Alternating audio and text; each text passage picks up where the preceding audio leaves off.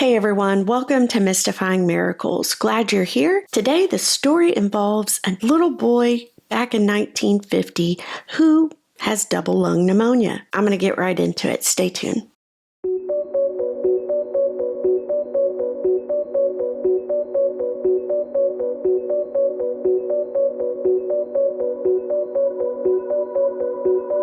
It was 1950 in Benton, Arkansas, when 9-year-old Earl Wilson, he was lying in bed, and he had been there for about a week because he was very ill. He had been suffering all week long with really high fevers on and off, and that was due to double lung pneumonia. Well, his father, Earl, he was a pastor, and he had really strong convictions about getting medical care for him. And due to this being the year 1950, there were many others within the community and just during that time period in general who also shared that conviction, the same one.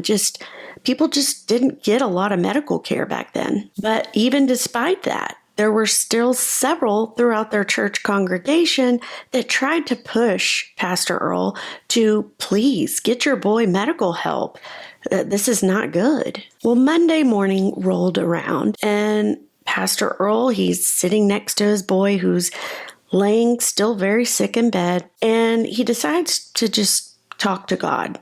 And he begins chatting with him. And he basically just says, God, I can't stand to see my boy suffer like this anymore. Please, either heal him or take him. Earl has all these thoughts. He's contemplating what to do.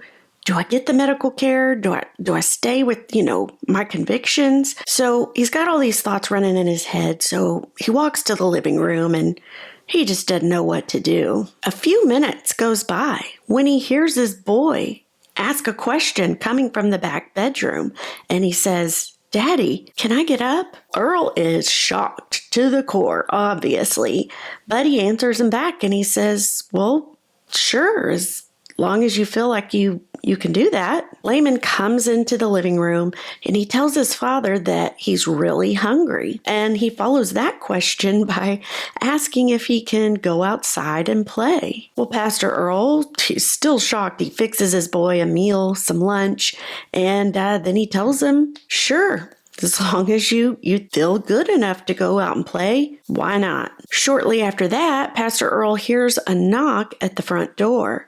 He goes to answer it, and it's two uniformed gentlemen. They ask to come in. They introduce themselves. One was the sheriff of Saline County, and the other was his deputy. And basically, they just stopped by to check on Pastor Earl and his boy. They had heard, going on for the past week that he had a son that was very sick. And they just wanted to come by, see him. Isn't that kind of cool? That part, you don't see that anymore. You don't see people coming by, especially not a sheriff or something, to check on people when you're sick. Not anymore, at least not in my lifetime. I've never seen that. But anyway, we come to the end of the story here. And the two officers ask Earl if they can see the boy for a moment.